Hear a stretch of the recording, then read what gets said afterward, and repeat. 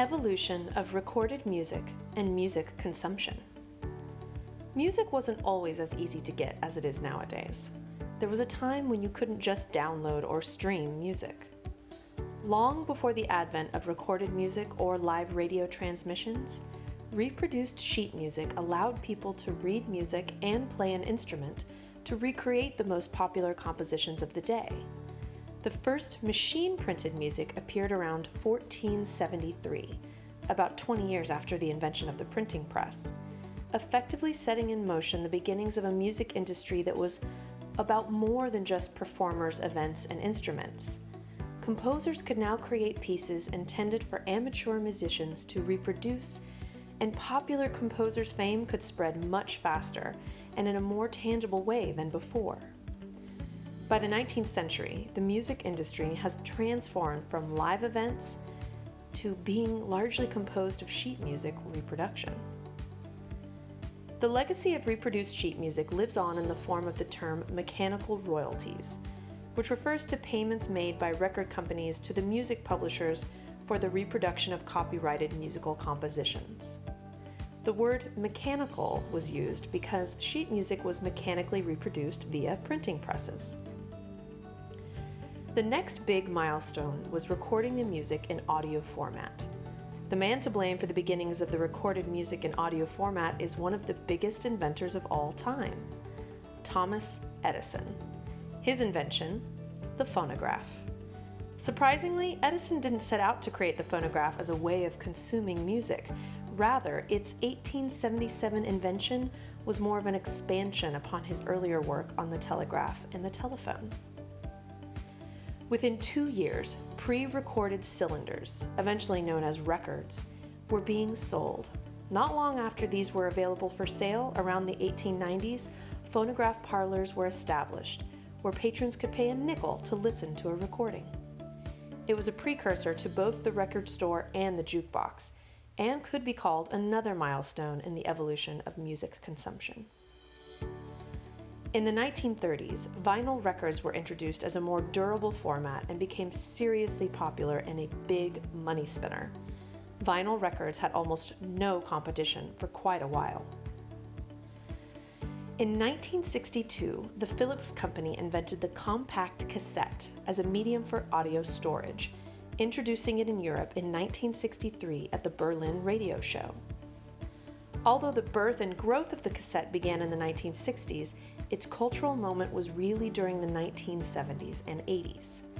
The cassette's popularity grew during these years as a result of being a more effective, convenient, and portable way of listening to music. Once manufacturers started making smaller, portable tape decks, the cassette's place in music had been cemented. An innovation possibly even more important than the cassette itself, however, was released by Sony in 1979, the Walkman. The Walkman fundamentally changed how people listened to music. No longer tied to large home record players or large, inconvenient portable tape decks, listeners could easily take their music with them wherever they went. And because the first Walkman included 2 headphone jacks, music could be enjoyed with a friend. In 1983, cassettes outsold vinyl records for the first time, largely thanks to the Walkman and similar devices from other manufacturers.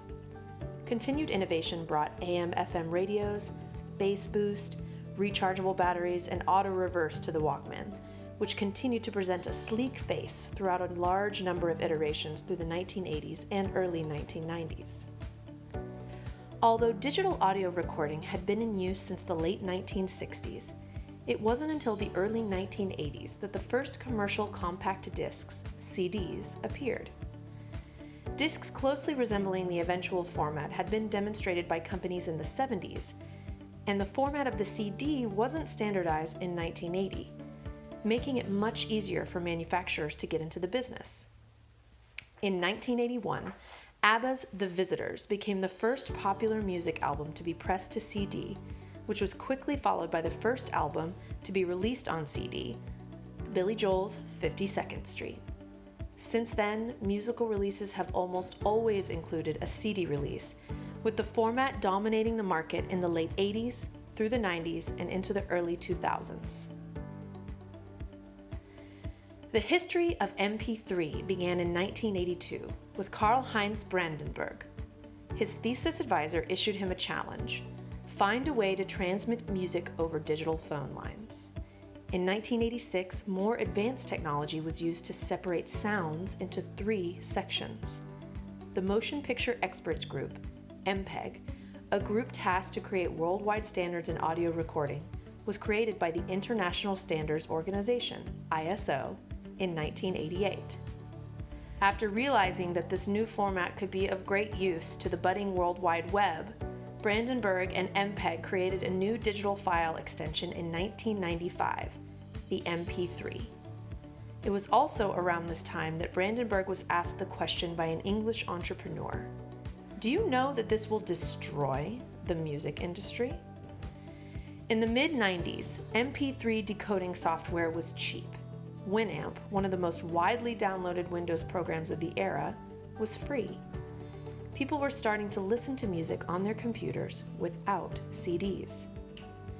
Rapid spread of digital performance of music led to the inevitable rise of peer-to-peer music sharing, and one of the most infamous companies of the internet age, Napster.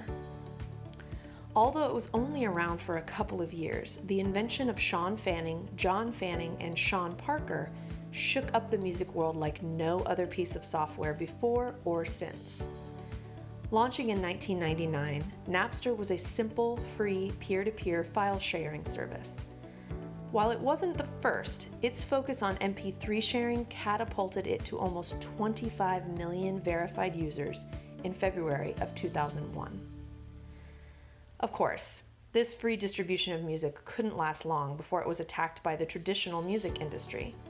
Metallica and Dr. Dre first filed a lawsuit against Napster under the Digital Media Copyright Act, which was followed by the Recording Industry Association of America lawsuit. As a result of these lawsuits, Napster shut down in 2001 and declared bankruptcy the following year. Peer-to-peer music sharing still exists today with a much smaller audience. BitTorrent is one of the most popular platforms in use today. Because of its peer-to-peer decentralized format, it can't easily be shut down. In the meantime, MP3s had migrated from primary listening on the computer into listeners' pockets.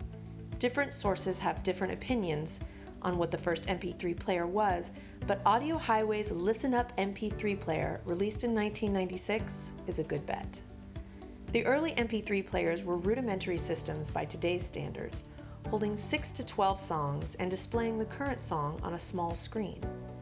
The Diamond Rio, Arcos Jukebox, Creative Nomad Jukebox, and a few others were released in the following years, but the market destroyer was the Apple iPod, first released in 2001. Of course, today, most people listen to music through the MP3 applications on their phones. While music was commercially available for download starting in the late 90s, download as a major distribution outlet began when Apple's iTunes Store arrived in April 2003. By 2008, it was the largest music vendor in the USA, and by early 2010, in the world. In the US, revenues from digital music sales surpassed physical sales for the first time in 2010. The rest of the world followed in the next couple years. Another important milestone in the digital era is the launching of streaming platforms. Launched in 2005, Pandora easily takes the biggest early music streaming service label. It pioneered the style of music recommendation service that would grow to become one of the biggest trends in modern music. Spotify launched in 2008, allowing users to listen to uninterrupted music of their choice from a huge catalog for a monthly subscription fee, or to listen to a limited amount with adverts played between every few songs. Spotify, and other streaming sites, have faced criticism for the low revenue per stream the service generates for artists. YouTube remains the biggest music streaming platform overall across the world, although a huge proportion of music on the platform has been uploaded without the rights holder's consent or without generating revenue for them. There's been a lot of change in the music industry in the last 20 years. The nature of innovation in a digital world makes it hard to know what the future of the music industry holds, especially with an ever-diminishing marginal value for recorded music as streaming services battle it out to offer the lowest subscription price. What's for sure is that labels and artists who refuse to adapt to the changing times stand to lose the most. Hit the subscribe button if you want to hear more from us, and feel free to drop your opinion in the comments section.